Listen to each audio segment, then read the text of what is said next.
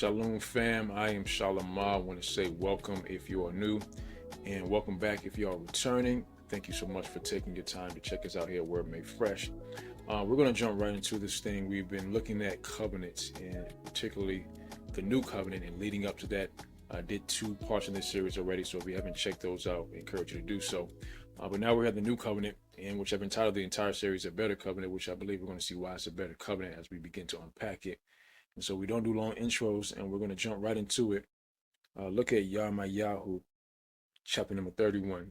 Yaramayah, chapter number 31, and verse number 31 is where we're going to start. And now we start in the Old Covenant. I'll say this, and I've said this many times before, you have to start in the Old Covenant, because if you don't understand what's going on in the Old Covenant, then you cannot completely and accurately interpret the New Covenant scriptures. You're going to be off. And so you have to start in the New Covenant, particularly prophecy, because again, the New Covenant is really the fulfillment of Old Covenant prophecy. So here in Yaramayah chapter number 31, verse 31 is where we begin. And the word says this: "See, the days are coming, declares Yhuh, when I shall make a new covenant with the house of Yashar'al and with the house of Yhuh. Not like the covenant I made with their fathers in the day when I took them by the hand to bring them out of the land of Masrim, my covenant which they broke, though I was a husband to them, declares Yhuh. For this is the covenant I shall make with the house of Yashar'al after those days, declares Yhuh.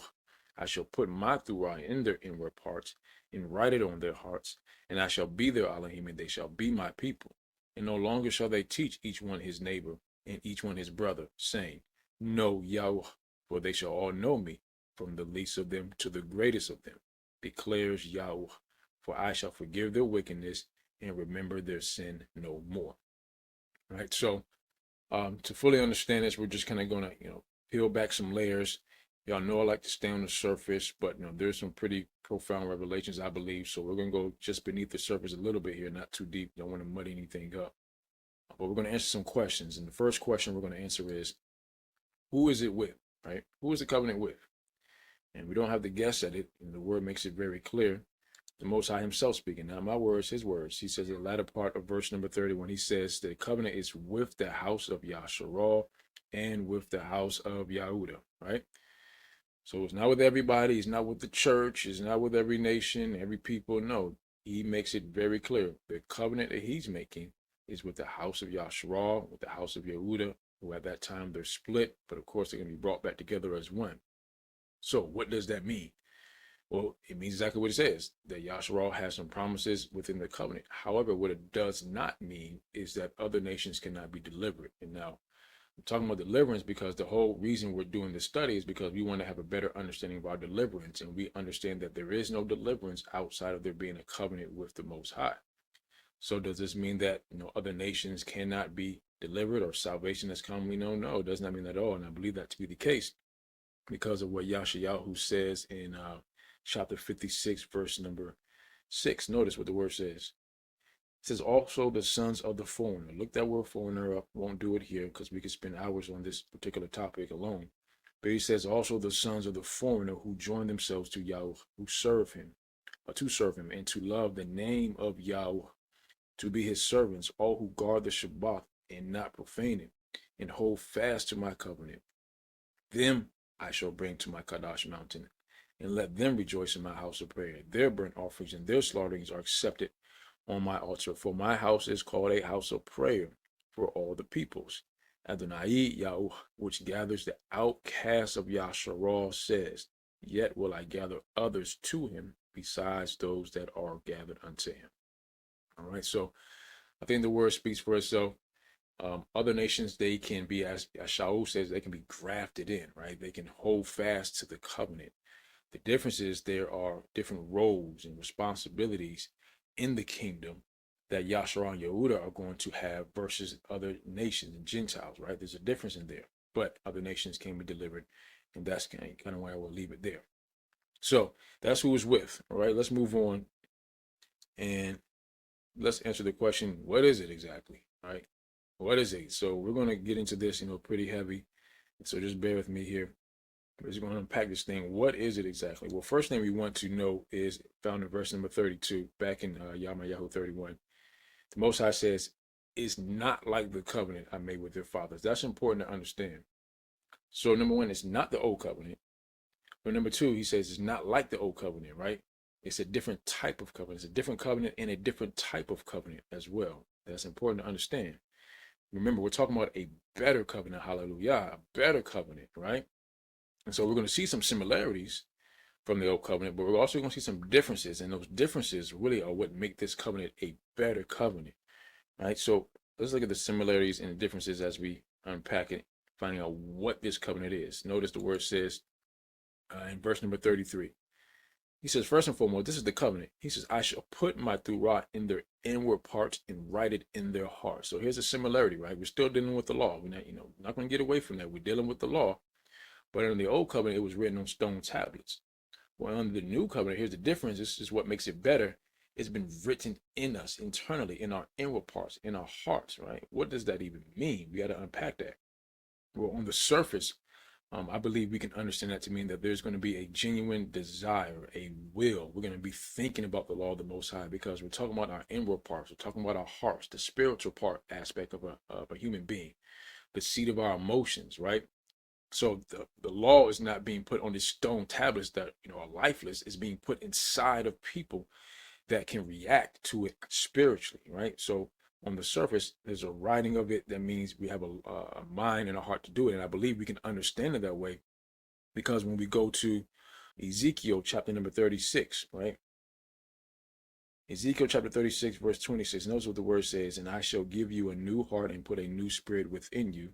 And I shall take the heart of stone out of your flesh, and I shall give you a heart of flesh, and put my ruach within you. And I shall cause you to walk in my laws and guard my right rulings and shall do them, right? And so we see that we're getting a new ruach, a new spirit, a new heart, not one of stone. Not one of stone, like those commandments written on stone, but no, we're getting one of flesh. It's a soft one, right? And we're getting receiving ruach hakodesh within us, and as a result of that, what's happening? We're being called to walk, meaning there again is an internal inspiration, internal motivation. When we understand what Galatians tells us, the fruit of the Spirit, one of the first parts of the fruit of that Spirit is what? Love. And we love Elohim. What do? We keep His commandments. That's an internal thing that we're doing. So again, on the surface, we have a heart and a mind to do the laws of the Most High. We're being called to walk in them through Ruach HaKadosh, right? That's on the surface. But just to get beneath the surface just a little bit, I believe there's a profound understanding where, let's go to Abarym chapter number 10. In Abarym chapter number 10, verse 14, notice what the word says here. That's Hebrews 10:14. It says, for by one offering he has perfected. We'll look at the definition of that word. Perfected for all time those who are being set apart. And Ruach HaKadosh also witnesses to us, for after having said before. So here it is. He says, Ruach HaKadosh also witnesses to us, meaning he's getting ready to corroborate a statement. He's getting ready to agree with what was just said. Well, what was just said? Well, what was just said is that we're being perfected. We're being set apart by an offering. So here's his agreeing statement to that, which is found in the next couple of verses. And he says, for this is the covenant. So he's saying, I'm agreeing that they're being perfected. I'm corroborating that they're being set apart. And it comes to a covenant. And now here are the details of the covenant, which we're breaking down ourselves, right? And he says, here's the highlighted part. Giving my laws into their hearts and their minds, I shall write them, right?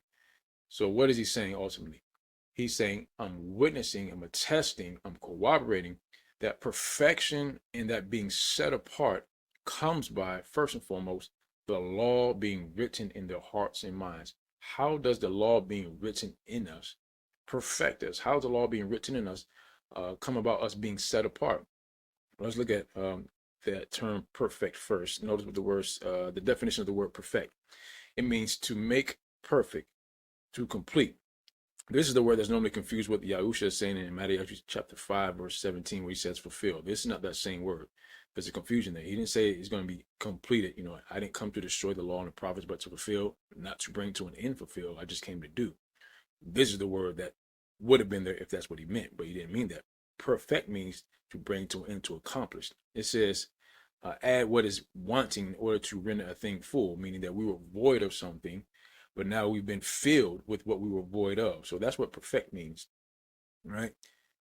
And so back to understanding how does that, writing of the law in our inward parts, in our minds, and our heart, how does that perfect us? Look at Romans chapter 8, verse 3 and 4.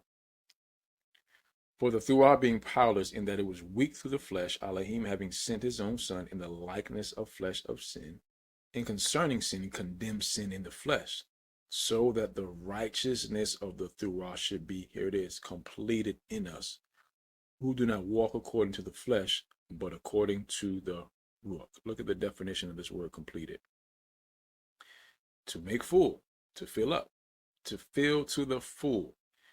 This is the word that Yahusha used in Mattiyahu chapter 5, verse 17.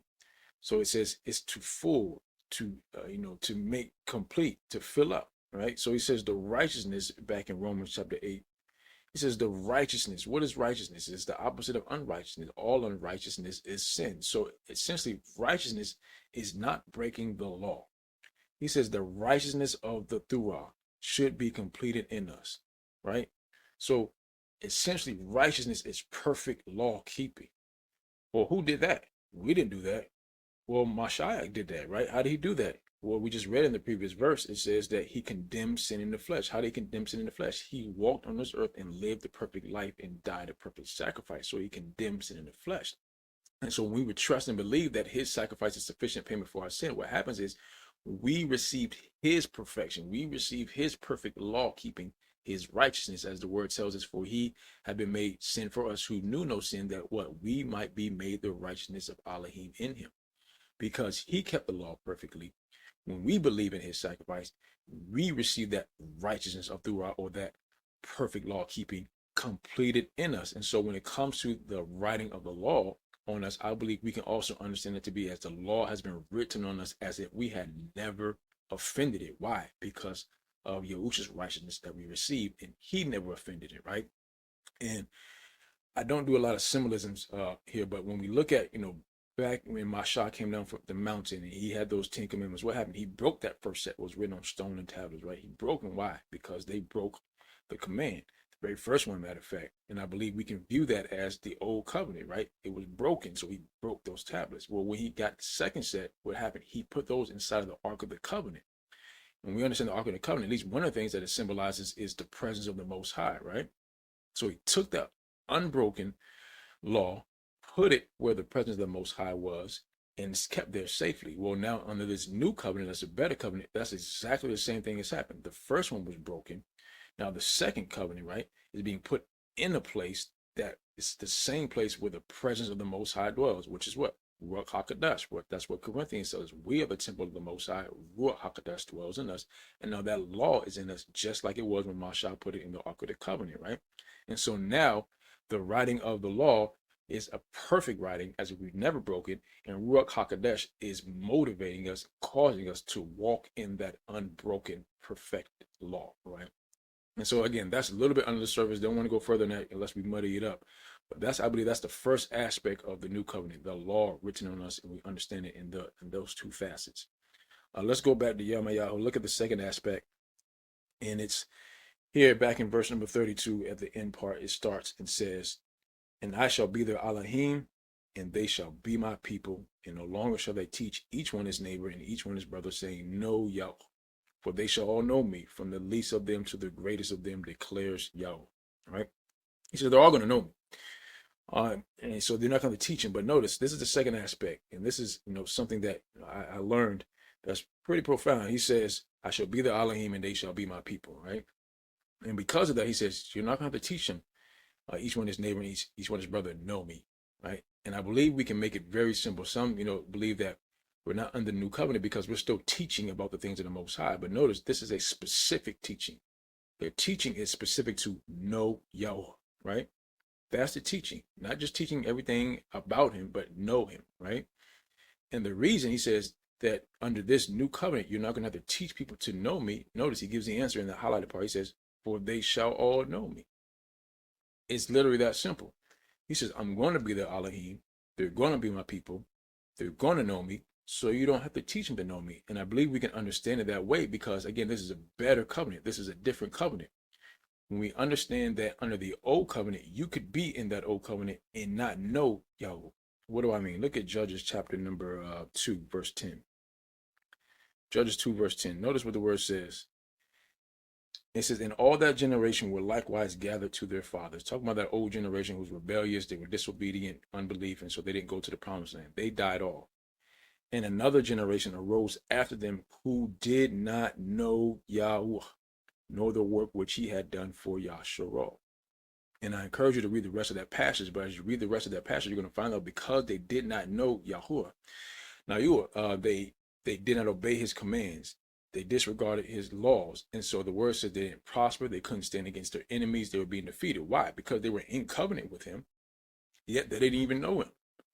They were in covenant with him because they were blood Yashar'al.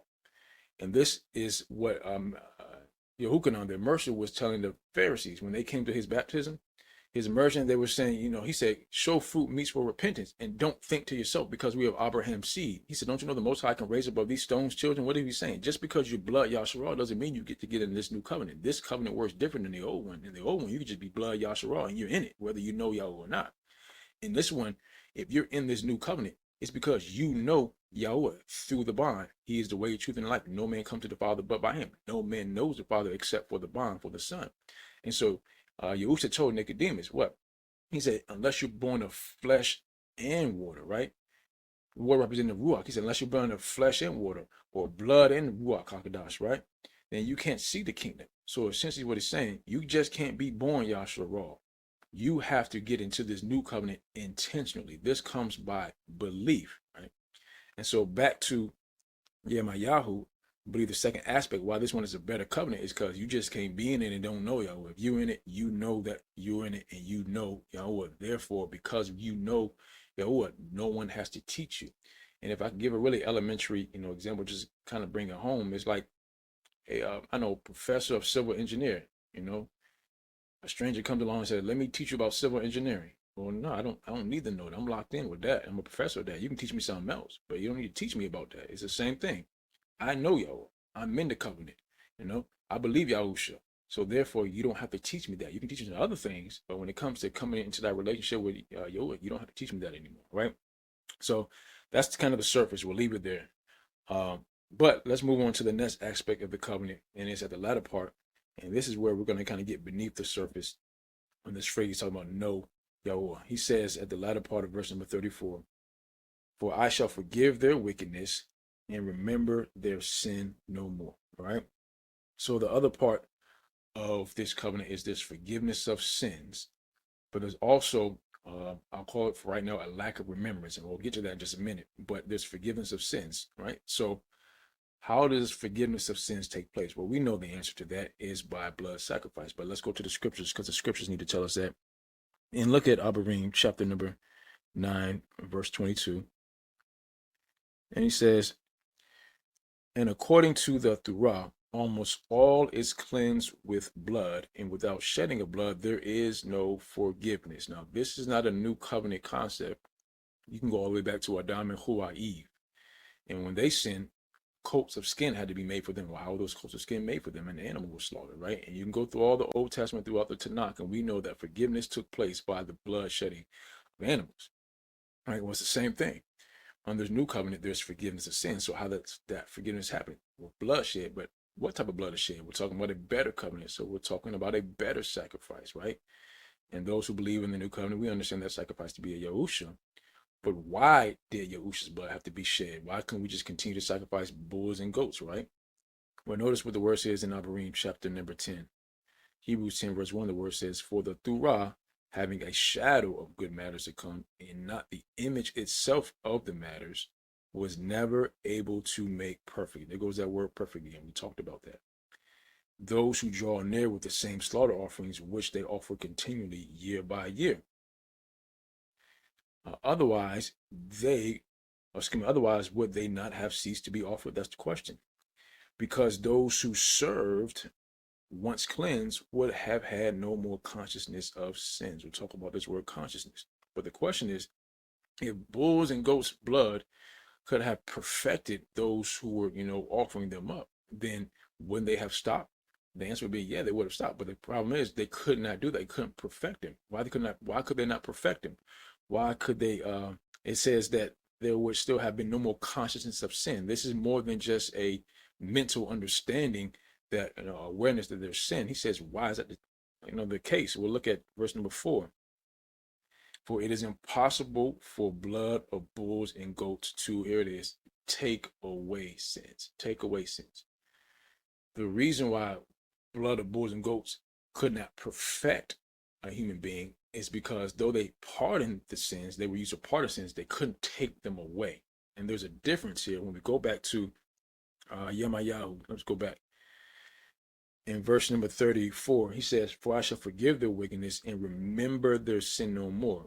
A lot of times we see in the scriptures there's parallelism where the same thing is said two different ways, right? I don't believe that to be the case here. Forgiveness of sins and then not remember the sin are two different things. Under the old covenant, there was forgiveness. It just came by way of bulls and goats. Under the new covenant, there is forgiveness, but there's also a taking away. There's also a lack of remembrance. And what I mean by that is when we go back to Abarym, chapter number 10,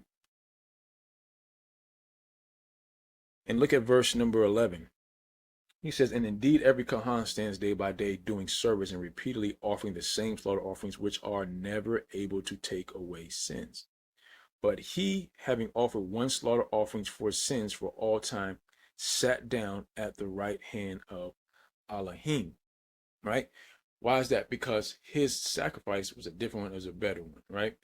We know, as Yhuh said, behold, the Lamb of Elohim that taketh the sins of the world away, or takes away the sins of the world. When we look at, let's look further down in Abarym. Look in same chapter 10, verse number 22. It says, let us draw near with a true heart and full assurance of faith or belief, having our, notice, heart sprinkled from an evil conscience and our bodies washed with pure water.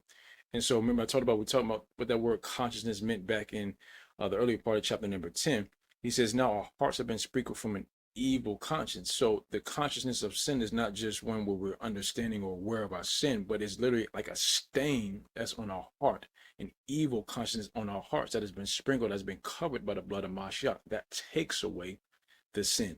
No longer just forgiveness. Yes, we need forgiveness, but now we're covered with his righteousness. And that's what makes his sacrifice so much better than the one of bulls and goats that could never take away sins. His sacrifice is like a better cleanser, if you will, where that stain is just completely covered. So now the Most High sees the righteousness of Mashiach on us and not just a temporary pardon or forgiveness of sins. Right? And so, again, that's kind of the third aspect. That's all in a nutshell, just to summarize again, the writing on us, the desire to do it, the righteousness of that through our perfect law keeping written in us. Then we are in the covenant, not by happenstance or accident, but we're in it intentionally. So you don't have to teach us to know Yahweh. We know him. And then lastly, the forgiveness and the taking away of sins. And then lastly, I'm going to answer the question, when does it start, right? When does it start? We don't have to guess at that. I think it's, it's pretty simple here. Once again, let's look at Abarym chapter number 9. Verse 16, the word says this, for where a covenant is, it is necessary for the death of the covenanted one to be established. For a covenant over those dead is firm, since it is never valid while the covenant one is living. Therefore, not even the first covenant was instituted without blood. And so I believe the scriptures make it clear that covenants are established by the cutting, by blood shed. The one with Abarym was established that way. We know the one on Mount Sinai was established that way when Yashayah, you can go back and read that, he sprinkled the blood on the people, and that instituted the first covenant. That's what Abarym is alluding to there. Look at what Yahusha himself says in Mattiyahu chapter 26. In taking the cup and giving thanks, he gave it to them, saying, drink from it, all of you, for this is my blood, that of the new covenant, which is shed for many for the forgiveness of sins, right? So he says, my blood is being shed for forgiveness of sins, but it's the blood of the new covenant. Right, and then one more in Abarym chapter 12, he says in verse number 24, and to Yahusha, the mediator of a new covenant, and to the blood of sprinkling, which speaks better than the blood of Habal. Right, and so Yahusha, he's the mediator of a new covenant. He's not the mediator of an old covenant. He's the mediator of a new. So you can't be under Yahusha and under the old covenant at the same time, because he's not mediating in that one. And so the new covenant started at his death.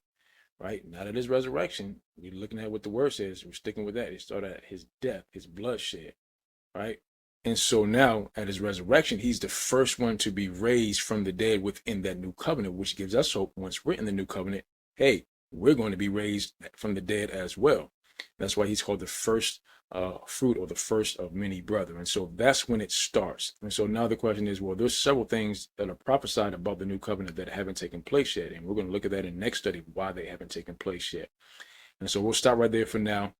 And listen, if you found anything insightful at all, please drop something in the comment, give us a like. If you're new and haven't subscribed, please subscribe, turn on that notification bell so you can get the notification for the next video as well. And thank you for your attentiveness and your patience here. And as I sign off, as I always say, learn the word, live the word, and share the word. Shalom.